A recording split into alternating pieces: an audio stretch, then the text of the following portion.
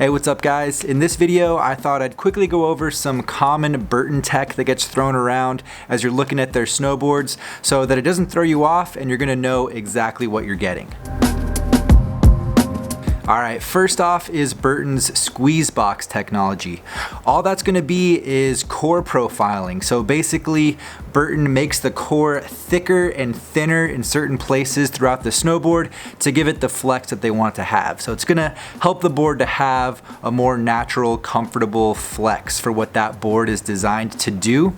And kind of going along with that is the Burton channel system. So that is the line that you see on their snowboards that they use in place of the standard insert packs. And the channel system allows you to pair the snowboard with their EST binding system. So that's the binding system that screws in with 2 screws on the outside of the binding, and the middle of the binding is basically completely hollowed out pretty much. So that binding, the EST, combined with the Burton channel and Squeezebox is going to give you the most proper flex. It's definitely a cool combination, and if you are riding a Burton board, I definitely would recommend pairing it with EST bindings for that reason.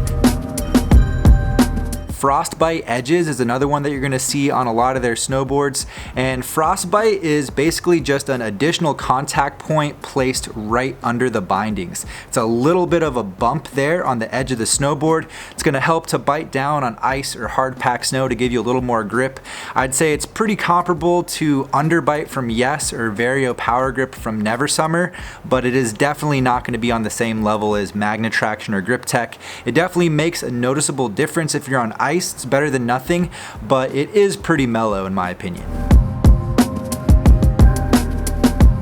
Infinite Ride's another one that you're gonna see. This one's pretty interesting. I think Burton might be the only company doing this, and basically what they do is overbuild the snowboard, so they make it a little bit more aggressive, a little bit stiffer than they want it to be in the end, and then they put it in a machine that just bends it and flexes it over and over again and kind of breaks the snowboard in for you. So the idea behind that is that you're gonna get on your brand new snowboard, and that feeling, that flex, the performance that it offers on day one isn't gonna change. It's not gonna break in and get softer or anything like that.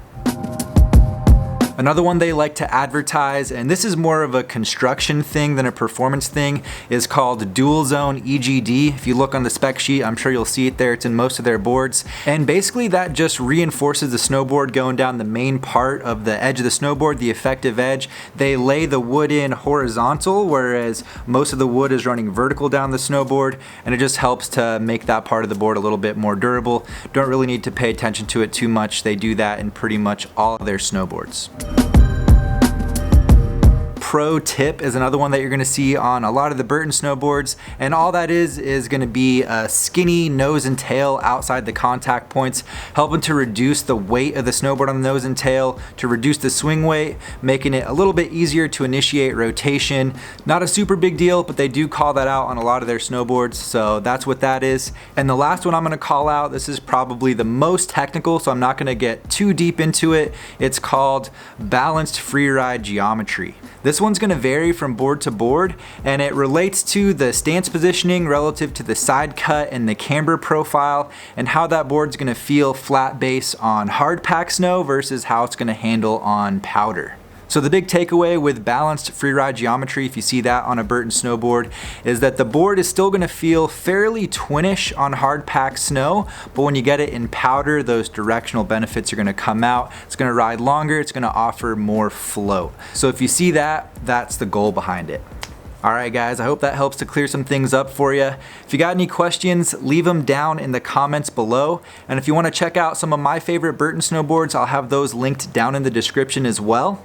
Thanks for watching, and I'll see you in another video soon. Take care, guys.